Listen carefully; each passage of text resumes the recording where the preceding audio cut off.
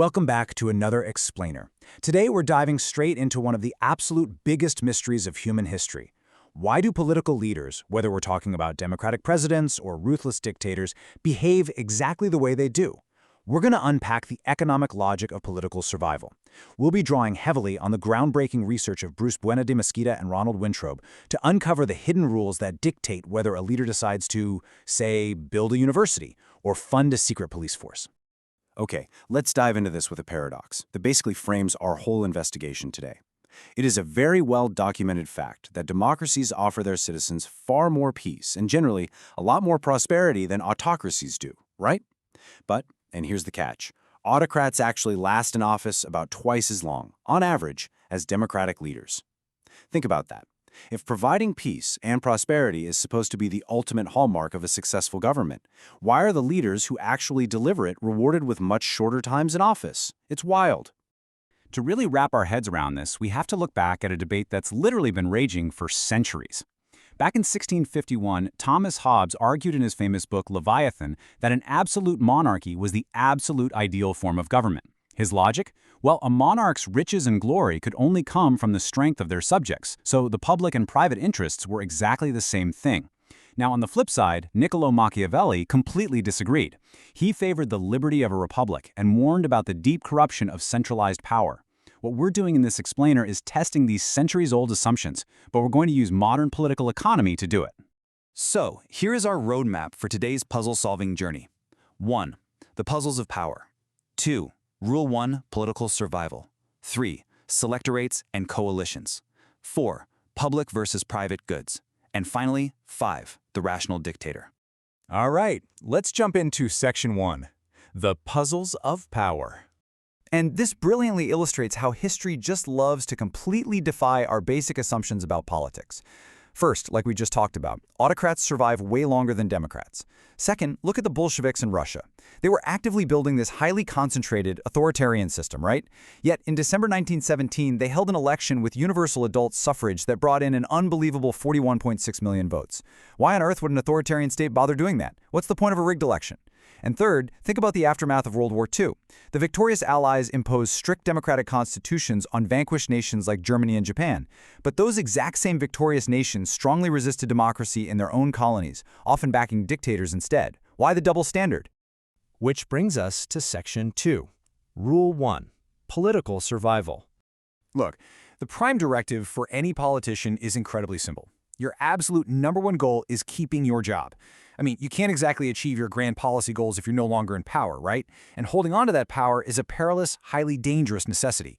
Competition for office is fierce. Historically, it's deeply violent. Just look at the track record. In 1199, King John of England faced a rival claim to his throne from his own nephew, Arthur.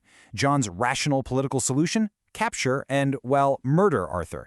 Fast forward to the Safavid dynasty in Persia. From 1502 to 1736, it was practically a custom for a new Shah to systematically execute his brothers and sons just to eliminate potential rivals. And in 1944, after an assassination attempt, Adolf Hitler violently purged thousands of his own military officers, including his star general Erwin Rommel. The takeaway here? No leader rules alone, and the threat of being deposed is literally always there.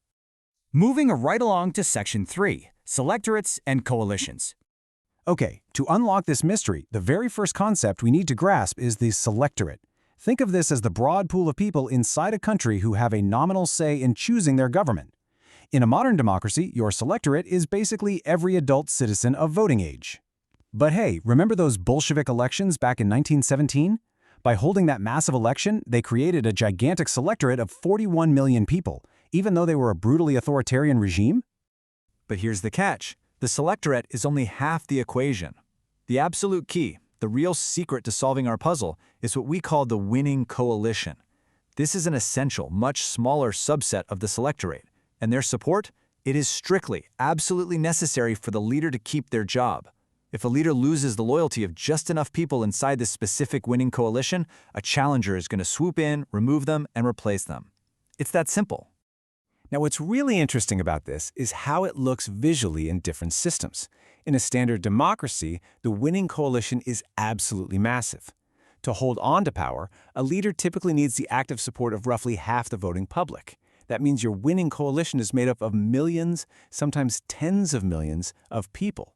And as you'll see, having a massive slice of the pie like this strictly dictates exactly how a democratic leader has to behave if they want to survive. But contrast that with an autocracy.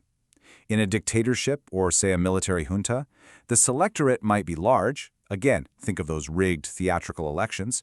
But the winning coalition slice is dangerously tiny. The dictator doesn't need millions of voters. Honestly, they might only need the unshakable loyalty of a few hundred key military generals, some wealthy oligarchs, and a handful of regional bosses. It is a tiny, tiny fraction of the population. So let's explore what that difference actually means in Section 4, public versus private goods. You see, leaders only have a limited toolkit when it comes to buying the loyalty of their winning coalition. They basically have two levers to pull. One, public goods. These benefit everyone in society. Think clean drinking water, paved highways, the rule of law, and national security. Lever 2, private goods. These are exclusive VIP perks handed out only to loyal supporters. We're talking secret offshore bank accounts, massive tax loopholes, monopoly rights over an industry. Let's break down the mathematical reality here. If your winning coalition is massive, like 50 million voters, it is mathematically impossible to buy them all off with private goods. The money literally does not exist to give 50 million people their own private Swiss bank account. So, you must provide public goods to keep the masses happy. But if your winning coalition is tiny, say 50 generals, spending millions on a public highway system is actually a terrible strategy for you. You need to heavily tax the public so you can afford to buy luxurious, private bribes for those 50 generals. Because if you don't, they'll just defect to a rival who will. A truly chilling but perfect historical illustration of this dynamic is King Leopold II of Belgium. Back in the late 19th century, Belgium was this emerging democracy with a large winning coalition. And there, Leopold was known as the Builder King. He poured money into economic growth, public works, and education. He looked like a great leader, but he was also the sole personal owner of the Congo Free State. That was an absolute autocracy with a microscopic winning coalition. And there, he oversaw just unspeakable oppression, theft, and horror. So was Leopold secretly a civic-minded hero or just a greedy monster? The analysis we're looking at argues that it actually wasn't about his personal morality at all. It was pure, rational economic calculation. His behavior flipped entirely because the institutional structure of his winning coalition completely changed. And this brings us to the climax of our explainer. Section 5, the rational dictator. When you dig into Ronald Wintrobe's economic analysis of dictatorships, he poses some incredibly fascinating questions, like why exactly was Caesar assassinated? Why have some brutal regimes, like certain periods in the USSR or China, been surprisingly stable and long-lasting, while others just collapse overnight? And why do even the most repressive regimes occasionally have periods of political thaw? Well, Wintrobe's core idea is that even though a dictator technically has a total monopoly on power, they can't just snap their fingers and expect unquestioning obedience. They don't actually own the country. And they are uniquely, constantly vulnerable to being overthrown or assassinated. So the brutal institutions of repression they build, the rampant corruption, those are actually strictly rational choices. They are designed specifically to systematically marginalize any enemies and keep a steady flow of cash going directly to their tiny winning coalition. So the crucial point here, and this is a huge counterintuitive takeaway, is that for autocrats, really bad public policy is actually exceptionally good politics. When you look at an authoritarian regime and you see terrible infrastructure, crushing poverty, and crazy corruption, you might think, wow, what a failure of government. But you're not looking at a failure. You are looking at a highly successful survival strategy. The dictator is intentionally starving the public of resources because they simply do not need the public to stay in power. Instead, they're funneling all that wealth straight into the pockets of their tiny winning coalition. If a dictator suddenly decided to stop the corruption and use that money to build public hospitals, well, their generals would stop getting incredibly rich, and the dictator would almost certainly be deposed. Which leaves us with a final, really profound thought to chew on. If the difference between a society thriving in peace and prosperity and a society suffering in poverty and oppression isn't actually about the moral character of the person sitting behind the big desk, but is instead about the mathematical size of their winning coalition, then how do we actually improve the world? Are we just wasting our time crossing our fingers and hoping for benevolent, good-hearted leaders to come save us?